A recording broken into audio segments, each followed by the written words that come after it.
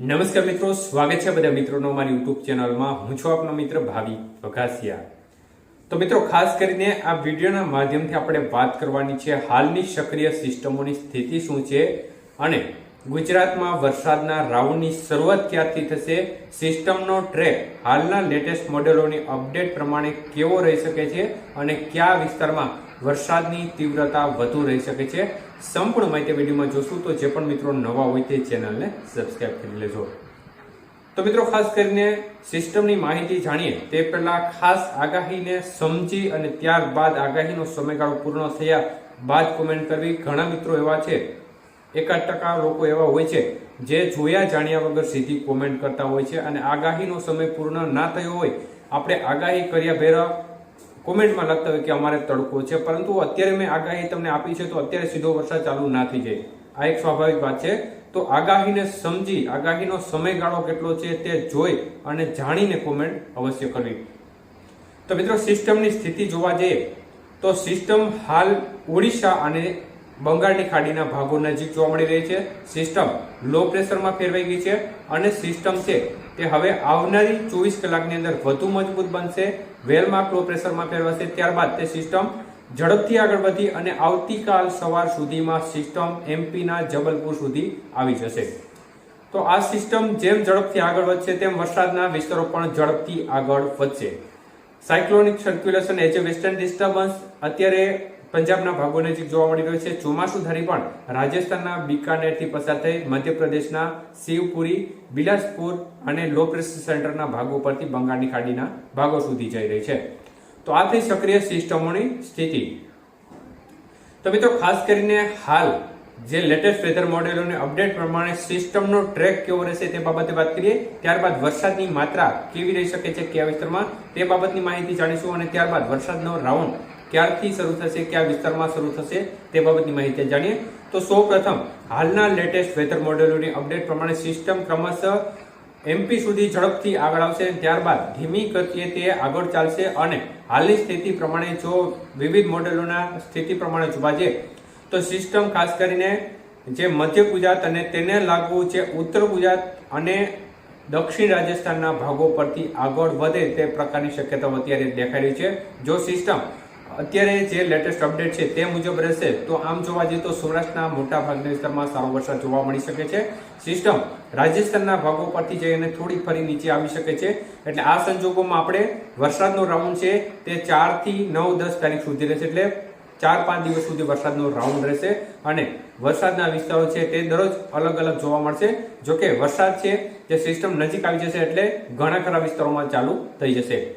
તો મુખ્યત્વે વરસાદી રાઉન્ડની વધુ અસર કયા વિસ્તારમાં જોવા મળશે તે બાબતની માહિતી જોઈએ તો મિત્રો, હાલની સ્થિતિ પ્રમાણે જોવા જઈએ તો ગુજરાત રિજિયનના ભાગો એટલે કે દક્ષિણ ગુજરાત, મધ્ય પૂર્વ ગુજરાત અને ઉત્તર ગુજરાતના ભાગોને આ સિસ્ટમનો લાભ પણ ખૂબ સારો મળવાનો છે. સૌરાષ્ટ્રની વાત કરીએ તો સૌરાષ્ટ્રના જિલ્લાઓમાં ખાસ કરીને અમરેલી, ભાવનગર, બોટાદ, સુરેન્દ્રનગર, મોરબી જિલ્લો, રાજકોટ જિલ્લાના ઘણા ભાગો છે, ગીર સોમનાથ જિલ્લાના ઘણા ભાગો છે અને જુનાગઢ જિલ્લાના અમુક વિસ્તારો સુધી વરસાદની ગતિવિધિ ખૂબ સારી રહેશે. અને ત્યારબાદ જુનાગઢનો જે પશ્ચિમ ભાગ છે, પોરબંદર છે, દ્વારકા છે અને દ્વારકાને લાગુ છે જામનગરનો વિસ્તાર છે તે વિસ્તારમાં વરસાદની માત્રા અન્ય ભાગો કરતા ઓછી રહી શકે છે. એટલે સાવ એવું પણ નથી કે એ વિસ્તારમાં વરસાદ નહીં પડે, પરંતુ જે અન્ય વિસ્તારોમાં વરસાદ પડે તેના કરતા આ ભાગોમાં માત્રા ઓછી રહી શકે છે. તો એકંદરે એ ભાગોમાં પણ વરસાદ તો સારો જ પડશે અને સિસ્ટમ રાજસ્થાનના ભાગો પરથી ફરીથી કેટલી નીચે આવે તેના ઉપર એ વિસ્તારમાં પણ વરસાદની તીવ્રતામાં વધારો થઈ શકે છે જો વધુ નીચે આવે તો. તો હાલની સ્થિતિ પ્રમાણે આ પ્રકારની શક્યતાઓ આ ભાગો માટે દેખાઈ રહી છે. કચ્છના ભાગોમાં પણ વરસાદની ગતિવિધિ છે તે અન્ય વિસ્તારો કરતા ઓછી રહેશે, પરંતુ ત્યાં પણ બધી બાજુ વરસાદની શક્યતાઓ ચોક્કસપણે રહેશે. મુખ્યત્વે ગુજરાત રિજન કરતા કચ્છના ભાગોમાં માત્રા ઓછી રહી શકે છે, પરંતુ વરસાદ સારો ચોક્કસપણે પડશે. તો આ પ્રકારની સ્થિતિ દેખાય છે. વરસાદની માત્રા વિશે વાત કરીએ તો ગુજરાત રિજનમાં ઉત્તર ગુજરાતનો ભાગ છે, મધ્ય પૂર્વ ગુજરાતના ભાગો છે, તેમાં લગભગ તમામ સેન્ટરોમાં આગાહીના સમયગાળા દરમિયાન ખાસ સમજો, આગાહીનો સમય એટલે કે 4 થી 10 તારીખ સુધીના જે ટોટલ દિવસો છે એ સમયગાળા દરમિયાન વરસાદની માત્રા 2 થી લઈને 8 ઇંચ અને ભારે વરસાદવાળા સેન્ટરોમાં 10 ઇંચ કરતાં પણ વધુ વરસાદ આ સેન્ટરમાં જોવા મળશે. દક્ષિણ ગુજરાતના ભાગોમાં પણ વરસાદની તીવ્રતા સારી રહેશે અને ત્યાં પણ 2 થી લઈને 5 થી 7 ઇંચ સુધીનો વરસાદ જે મોટા ભાગના સેન્ટર છે તેમાં જોવા મળશે. સૌરાષ્ટ્રના વિસ્તારોમાં આપણે જે વિસ્તારમાં વધુ શક્યતાઓ વ્યક્ત કરી છે તેમાં પણ 2 ઇંચથી લઈ અને જે વધુ શક્યતાઓ વાળા વિસ્તાર છે તેમાં 5 ઇંચ અથવા તો તેનાથી પણ વધુ વરસાદ જોવા મળશે. જે બાકીના વિસ્તારો છે તેમાં અડધોથી લઈને 2 ઇંચ સુધીનો વરસાદ જોવા મળશે સૌરાષ્ટ્રના જે વિસ્તારો જણાવે છે અને કચ્છના ભાગોમાં પણ તે મુજબ શક્યતાઓ અત્યારે ગણી શકાય. જોકે સિસ્ટમ રાજસ્થાનના ભાગો પરથી કેટલી નીચે આવે તેના ઉપર વરસાદની તીવ્રતા કચ્છ અને પશ્ચિમ સૌરાષ્ટ્રના ભાગો છે તેમાં વધઘટ થઈ શકે છે વરસાદની માત્રા જો સિસ્ટમ વધુ નીચે આવે તો. આ સંજોગોમાં અત્યારે જે લેટેસ્ટ મોડેલોની સ્થિતિ બતાવી રહી છે તે મુજબની આપણે તમને અપડેટ આપી છે અને આમ જોવા જઈએ તો આ ગુજરાતમાં એક સારો વરસાદનો જે રાઉન્ડ છે તે આવી રહ્યો છે અને ગુજરાતના મોટા ભાગના વિસ્તારમાં આની વધઘટ સાથે અસર ચોક્કસપણે જોવા મળશે. તો આ સિસ્ટમ ગયા બાદ ફરી એક સિસ્ટમ પણ આવવાની પૂરી શક્યતાઓ પણ દેખાઈ રહી છે. આ સિસ્ટમ વધુ નીચે ચાલશે અને એ સિસ્ટમ મહારાષ્ટ્રના ભાગો પરથી અરબી સમુદ્રના ભાગો સુધી આવશે, જેનો લાભ અત્યારની આ એક લાંબા ગાળાની અપડેટ ગણી શકાય અને જેનો લાભ છે તે વધુ દક્ષિણ ગુજરાત અને સૌરાષ્ટ્રના ભાગોમાં 15 તારીખ આજુબાજુના સમયગાળા દરમિયાન પર ફરી એકવાર મળી શકે છે. આ માત્ર એક શક્યતાઓ અત્યારે સમજવી. જો સ્થિતિ સ્પષ્ટ થશે અને જેમ જેમ અપડેટ આવશે તેમ તમારા સુધી ચોક્કસપણે અપડેટ આપતા રહીશું. ત્યારબાદ આજે વરસાદના વિસ્તારો ક્યારથી શરૂ થશે અને વરસાદની ગતિવિધિ સૌરાષ્ટ્રના ભાગોમાં પણ ક્યારે શરૂ થશે તેવા બાબતે વાત કરીએ તો મિત્રો, ધારણા કરતા સિસ્ટમનો ટ્રફ છે તે ઝડપથી આગળ લંબાઈ રહ્યો છે. અત્યારે એમપીના ભાગો સુધી સિસ્ટમનો ટ્રફ લંબાઈ રહ્યો છે અને જેને પરિણામે એ ભાગો સુધી વરસાદની ગતિવિધિ જોવા મળી રહી છે. બપોર બાદથી જે સિસ્ટમનો ટ્રફ છે તે છેક ગુજરાત રિજિયનના ભાગો સુધી આવી જશે.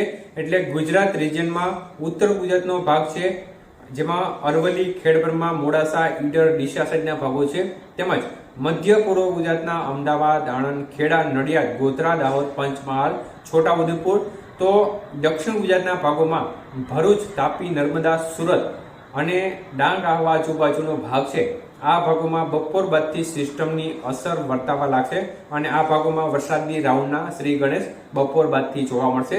જેમ રાત્રિ પસાર થશે મતલબ કે જેમ રાત થતી જશે તેમ વરસાદના વિસ્તારો વધી શકે છે અને આવતીકાલે સવાર સુધીમાં પૂર્વ સૌરાષ્ટ્રના જે વિસ્તારો છે એટલે કે ભાવનગર, અમરેલી, બોટાદ જિલ્લાના ભાગો છે અને જો થોડી વધુ આગળ ચાલી જાય સિસ્ટમ તો આ સંજોગોમાં સુરેન્દ્રનગર, મોરબી, જામનગર, રાજકોટ જિલ્લાના ભાગો છે, અમરેલી જિલ્લાના ભાગો સુધી વરસાદની ગતિવિધિ રાત્રિ દરમિયાન પણ જોવા મળી શકે છે અને આવતીકાલે સવારે જૂનાગઢ જિલ્લાના ભાગો છે તેમજ ગીર સોમનાથ જિલ્લાના ભાગો સુધી પણ વરસાદની ગતિવિધિ જોવા મળી શકે છે. તે પ્રકારની શક્યતાઓ અત્યારે મોડેલોની સ્થિતિ પ્રમાણે દેખાય છે.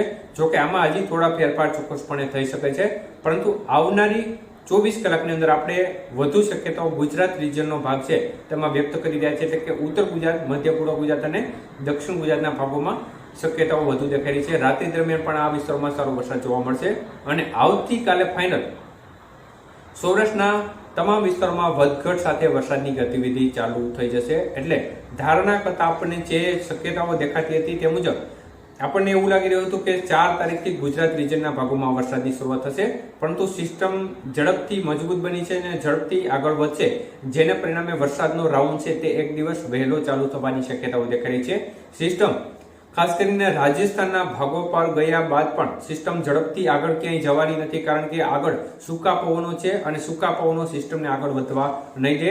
એટલે એ હિસાબે એ સિસ્ટમ છે તે 4-5 દિવસ સુધી આ ભાગો નજીક ઘુમરા લેશે અને આના પરિણામે વરસાદનો રાઉન્ડ છે તે આપણને 4-5 દિવસ સુધી જોવા મળશે. વધુ લાભ ઉત્તર ગુજરાતના ભાગોને જો સિસ્ટમ રાજસ્થાન નજીક રહે તો મળવાની પૂરી સંભાવના દેખાઈ રહી છે અને ત્યારબાદ કચ્છના ભાગોને પણ જો સિસ્ટમ વધુ નીચે આવશે તો સારો લાભ મળવાની પૂરી સંભાવના અત્યારે દેખાઈ રહી છે. તો આ પ્રકારની સ્થિતિ અત્યારે દેખાઈ રહી છે અને જેમ નવી અપડેટ આવશે, કોઈ પણ પ્રકારનો ફેરફાર હશે તો ચોક્કસપણે તમારા સુધી અપડેટ આપીશું.